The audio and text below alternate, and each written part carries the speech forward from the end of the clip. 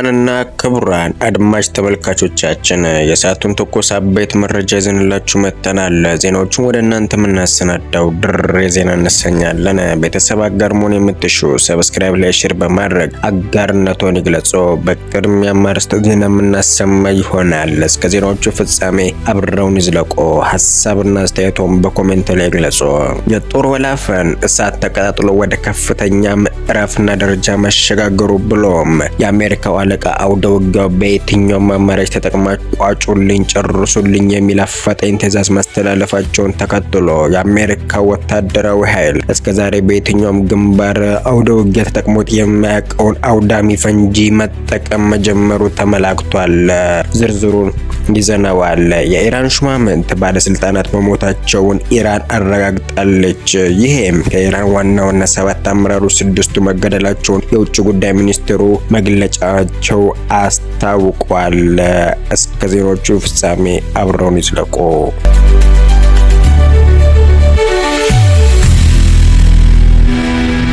በጊዜ ሂደት ትዳከማለች። የሚሳኤልና የድሮን ጎተራዊ ስንቋ ያልቃል ስትባል የጠበቀችው ኢራን ለሶስተኛ ሳምንት በቀጠናው ላይ እሳት እያዘነመች በመዝለቋ የአሜሪካ ወታደራዊ ኃይል ከወትሮው ያልተለመደና ግዙፍ የተባለ ፈንጂ በውጊያው ላይ መጠቀሙ ተገልጿል። ይህ በአይነቱም ሆነ በይዘቱም ሆነ ግዙፍ አውዳሚ ፈንጂ ኢላማውን ጠልቆ ከምድር ጥልቀት ከርሰ ምድር በታች የሚገኙ ወታደራዊ ምሽጎችን የሚያደባይ የሚያወድም ከፍተኛ የተባለ አቅም እንዳለው ተዘግቧል።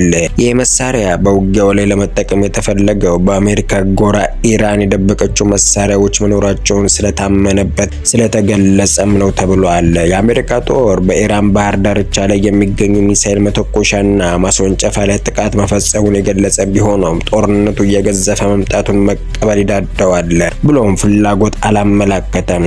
ስለሆነም በአሜሪካና እስራኤል ከፍተኛ ድብደባ ብታስተናግድም ኢራን በቀጠናው በእስራኤል ላይ ከፍተኛ ሚሳኤልና ድሮን ማዝነቧን ቀጥላለች። በቀጠለ ዘገባ መሰረትም በባለፉት ቀናት የኢራን ሚሳኤልና ድሮን ይዳከማል፣ ይመናምናል ተብሎ ቢጠበቅም ነገር ግን ከኢራን በኩል የሚሰጡ የአጸፋ ምላሾች መካከለኛው ምስራቅ እያናወጡ እንደሚገኝ ዘገባዎች ያትቱማል፣ ይገልጹማል። በመሆኑም ፕሬዝዳንት ትራምፕ ድል አድራጊነቱን አሸናፊነቱን እንዲፋጠን እንደሚፈልጉ ለወታደራዊ ኃይላቸው ትዕዛዝ በማስተላለፍ የአሜሪካ ጦር ኃይል እስካሁን በየትኛውም አውደ ውጊያ ተጠቅሞት የማያውቀውን አውዳሚ ፈንጂ በኢራን ላይ እየተጠቀመች መሆኑ ተመላክቷል። በአሜሪካና እስራኤል ጥምር ጥቃት የኢራን ከ7 ዋና ሹማምንት 6ቱ መገደላቸው ተገልጿል።